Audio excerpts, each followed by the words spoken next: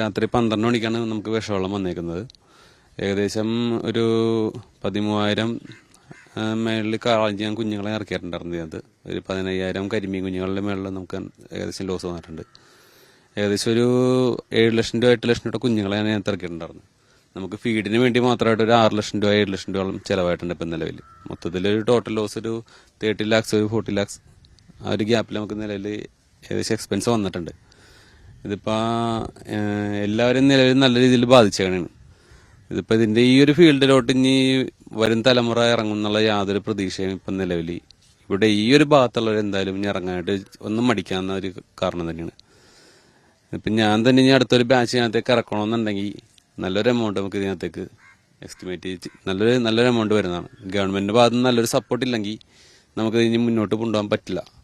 ഇതിപ്പോൾ പൊല്യൂഷൻ കൺട്രോളിൻ്റെ ഭാഗത്ത് അവർ തന്നെ നല്ല രീതിയിലുള്ള അവരുടെ വർക്കും കാര്യങ്ങളും നല്ല രീതിയിൽ നോക്കിയിട്ടുണ്ടെങ്കിൽ മാത്രമേ നമുക്ക് ഇതിനൊരു മുന്നോട്ടുള്ള അവർ നല്ലൊരു ആക്ഷൻ ഇതിനെതിരെ എടുത്താലേ ഈ ഒരു കമ്പനികൾക്കെതിരെ നല്ല രീതിയിലുള്ള ആക്ഷൻ എടുത്താലേ നമുക്കിത് ഇനി ഇത് ചെയ്ത് മുന്നോട്ട് കൊണ്ടുപോകാനുള്ളൊരു ഭാവിയിലേക്ക് ഇതിനുള്ളൊരു വരുമാനം നമുക്കൊരു മത്സ്യത്തൊഴിലാളിയും അല്ലെങ്കിൽ മത്സ്യ കർഷകൻ എന്നുള്ള രീതിയിൽ ഈ ഒരു മത്സ്യ വിപണനത്തിനും നടക്കില്ല. ഇവിടെ ഒരു വളർച്ച, അതായത് മത്സ്യസമ്പത്ത് നമുക്കിവിടെ വളർത്തി വലുതാക്കി എടുക്കാൻ പറ്റുന്നുള്ള കാര്യം നമുക്ക് നടക്കില്ല. അതുപോലെ തന്നെ ഇവിടെ ഈ ഒരു മേഖലയിൽ ഈ പുഴയിലത്ത് മത്സ്യ കർഷകർ മാത്രമല്ല മത്സ്യത്തൊഴിലാളികൾ ഇഷ്ടംപോലെ ആൾക്കാരുണ്ട്. അവരിനി ഈ ഒരു മേഖലയിൽ അവരുടെ ഇപ്പോൾ ഒരു 3-4 മാസത്തേക്ക് അവർക്കൊരു മീൻ പോലും എനിക്ക് കിട്ടുന്ന എനിക്ക് തോന്നുന്നില്ല. കാര്യം ഇവിടെ കാണുന്ന മത്സ്യങ്ങൾ നിങ്ങൾക്ക് തന്നെ ഇവിടെ കാണാം. ഇവിടെ ഈ മത്സ്യങ്ങൾ എല്ലാം ഇങ്ങനെ ശ്വാസം, അതായത് ഓക്സിജന്റെ അളവ് വളരെ കുറവാണ്. ഇന്നലെ ടെസ്റ്റിംഗ് നടത്തിയപ്പോഴേക്കും ഏകദേശം 0.5 അവർ ടെസ്റ്റിംഗ് നടത്തിയപ്പോഴും ഓക്സിജന്റെ ലെവൽ ഇവിടെ കാണിക്കുന്നത്. അപ്പോൾ എന്തോരം അളവ് കുറവാണെന്നുള്ളത് നമുക്ക് മനസ്സിലാക്കാവുന്ന കാര്യമാണ്.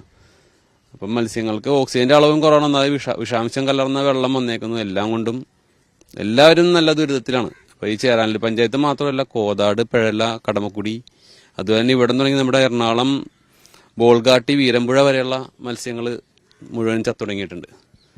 ഇതിപ്പോൾ നമ്മൾ ഇതിന് ഭാഗമായിട്ട് എല്ലാവരും പ്രതികരിച്ച് ഇതിനെതിരെ നല്ല രീതിയിൽ സപ്പോർട്ട് ചെയ്ത് നിന്നില്ലെന്നുണ്ടെങ്കിൽ ഇതിൽ നിന്നുള്ളൊരു വരുമാനം അല്ലെങ്കിൽ ഇതിൽ നിന്ന് ജനങ്ങൾക്ക് ഇനി ഭാവിയിൽ മീൻ ഉണ്ടാവും, അല്ലെങ്കിൽ മീനിൻ്റെ ലഭ്യത ഭയങ്കരമായിട്ട് കുറയും. എല്ലാം കൊണ്ടും ഇത് ഗവൺമെന്റിന്റെ രീതിയിലുള്ള നല്ലൊരു സപ്പോർട്ട് ഇപ്പോൾ ഈ നഷ്ടം ഉണ്ടായതിൻ്റെ രീതിയിൽ എന്തെങ്കിലും രീതിയിൽ നല്ല രീതിയിൽ ചെയ്തു കൊടുത്താൽ ഇതിന് മുന്നോട്ട് കൊണ്ടുപോകാൻ പറ്റുള്ളൂ. എൻ്റെ അഭിപ്രായത്തിൽ ഇനി നല്ല രീതിയിൽ കൊണ്ടുപോകണമെന്നുണ്ടെങ്കിൽ എല്ലാവരും, ഗവൺമെന്റിന്റെ ഭാഗത്തായാലും ഉദ്യോഗസ്ഥരുടെ ഭാഗത്തായാലും എല്ലാവരും നല്ല രീതിയിൽ സപ്പോർട്ട് ഇല്ലെങ്കിൽ നമുക്കിത് മുന്നോട്ട് കൊണ്ടുപോകാൻ പറ്റില്ല.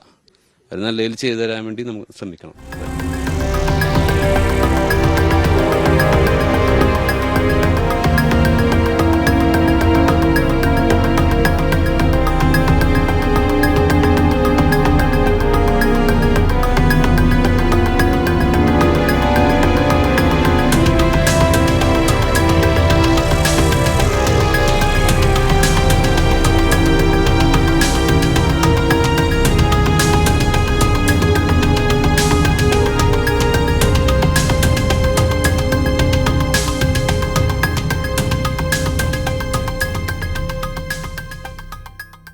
The government has decided to constitute a committee under the chairmanship of Sub-Collector Port Kochi, including the representatives of different departments, Pollution Control Board, Irrigation, Health, Industries, and we have asked them to submit the report as early as possible. On the basis of the report, the government takes strict action to not repeat this type of activities further. Okay, on the ordinance issue, I think we will examine what are the remarks of the Honorable Governor. On the basis of that, we will take further steps. One more thing, in 2005, 2 communist workers have been killed while making bomb. Now, CPM State Secretary M.V. Govindan is going to... it is not a...